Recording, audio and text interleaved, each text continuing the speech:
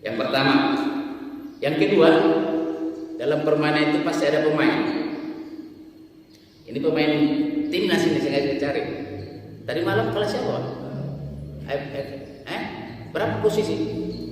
2-1. Tak sempat awak nonton apa? Tak sempat lagi begitu lihat siaran tundanya aja, siaran ulangan. Kalau mah udah kelewat gitu kan. Pemain. Tidak mungkin permainan tak ada pemainnya. Disebut permainan kalau ada pemain. Dan pemain itu pasti terbatas. Pasti terbatas. Dan itu kan dalam aturan.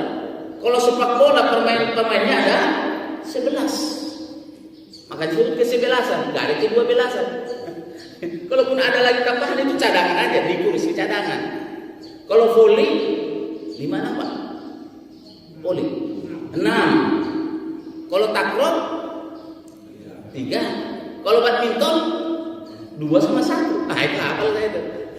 Ada pemainnya.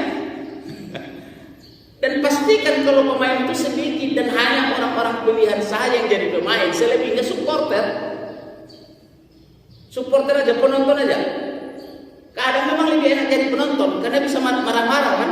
Bantu meja pun jadi, benteng kursi pun jadi. Pemain aja kalau salah dibagi-bagi itu.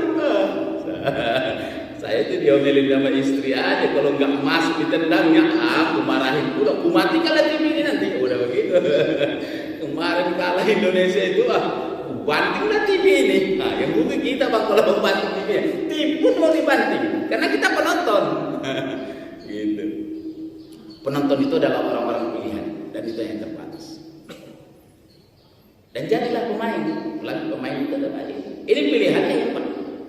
Kalau dibilang 22 pemain timnas Indonesia dari sekian ratus juta orang, ayo orang. Apalagi kalau pemain yang kemarin berangkat ke Qatar itu, wah itu kan pilihan. Dan kita pengen nih Pak, sebagai dalam kehidupan kita ini pemain, semua kita ini pemain. Gak boleh ada yang jadi penonton dalam kehidupan dunia ini. Kita semua harus jadi pemain, karena kita sendiri yang akan kembali menghadap Allah. Tanggung jawab dari kita sebagai pemain.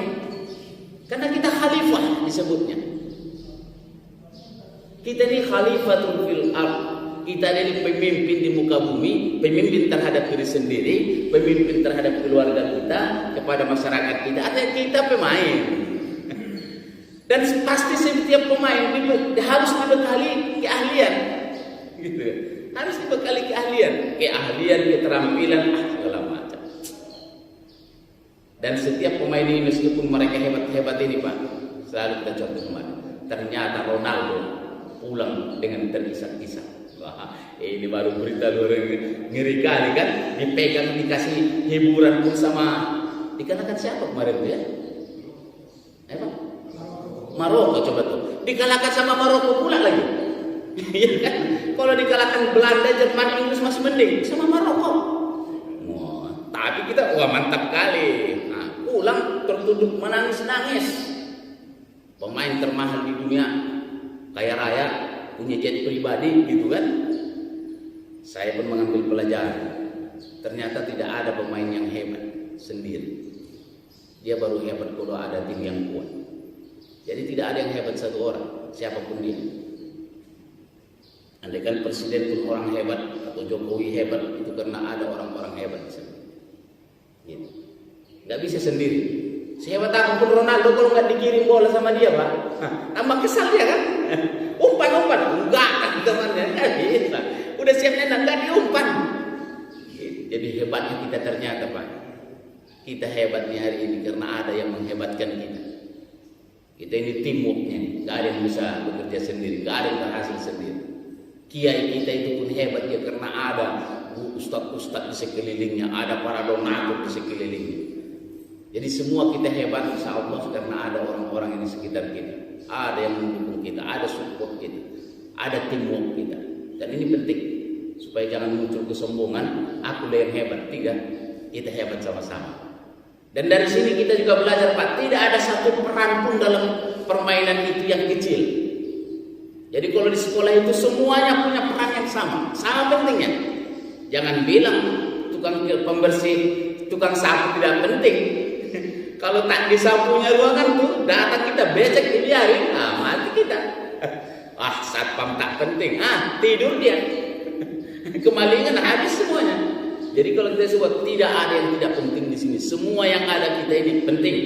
Di sekolah ini, di perusahaan ini semuanya penting sesuai dengan perannya masing-masing.